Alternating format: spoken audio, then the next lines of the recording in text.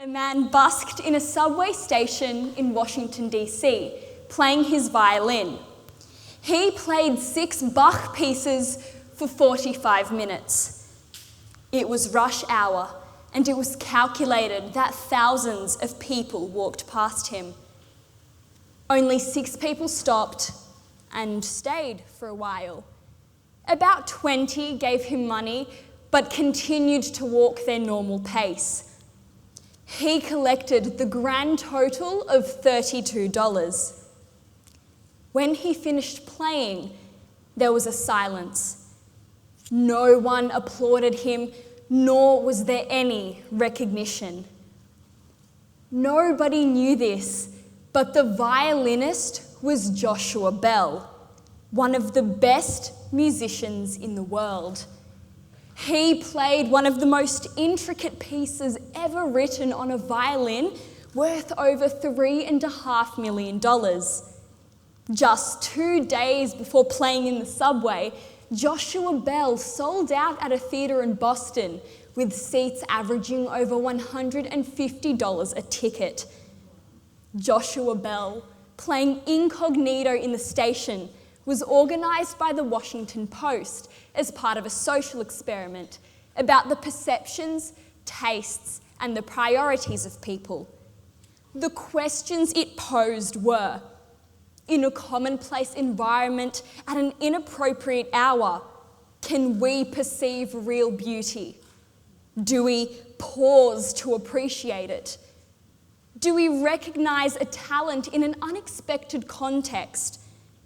Now, the big myths and misunderstandings are that the setting, the price, and the hype all have to align in order for us to appreciate great art. Now, we are facing these misunderstandings every day of our lives. I certainly have been under the misunderstanding for all my life that if something is expensive, it must be good quality, right? And by the same token, if it is cheap, it must be nasty. And if the Sydney Morning Herald, the Daily Telegraph, or a local magazine or newspaper says that a product, a place, or a restaurant is good, it must be so. Just think back to a time where you actually went online or to a source to review something. Find out a recommendation for either a movie, a place to go, a place to visit. Because we can't be trusted to believe what we see, only what we know, by reputable people, of course. Our generation is a generation of skeptics, and yes, with great cause. Scammers and conmen are as common as a mosquito on a summer's evening. But is this approach to life narrowing our vision and restricting our view? And hey, we just never know what we might be missing out on. We live in a world of commerce, marketing, business planning, packaging, and money making. Almost everything these days revolves around financial reward, and everyone wants to be on top. In order for a movie to be considered the best, the producers need to spend millions of dollars. For a show to attract an audience, the organisers need to hire the best venue and have the most reputable designers. Knowing this, it struck me that the exact same thing was happening right at my doorstep. Right here in Bondi, there are the most exquisite pieces of pottery sold each week at the Bondi markets. Now, I know them well because they are made by my ceramics teacher. People pass by, pick them up, examine them, but they seem so hesitant to buy the reasonably priced products. Little did they know, the same exact items are selling at the Museum of Contemporary Arts for 5 times the price.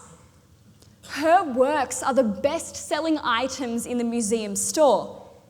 Don't get me wrong, at the markets, people loved the product, but they were misled by the preconceived idea that items at markets are cheap and nasty.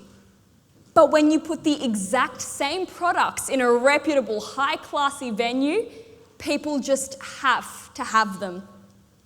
It's not that clientele at the Bondi markets is that different from those at the MCA. These are the exact same people who think nothing of paying $50 for a block of smelly organic cheese down the store next door. The reverse is too true. A museum of contemporary art in Berlin had a 3-year-old boy with no particular talent paint on a piece of canvas with charcoal. The artwork was displayed in the museum for 3 weeks in a room on its own, with a blurb about the artist and some lengthy explanation that was of course made up by the imaginative curator. They filmed hundreds and hundreds of people walking in the room, examining the artwork, admiring it, discussing it. But when they put the exact same artwork in a children's kindergarten on an open day, on the exact same wall, no one gave it a second glance. As an audience, as a generation, as a society, we are a bit pretentious. We often signify that we know things, that we understand things, when really we have absolutely no clue what we are talking about.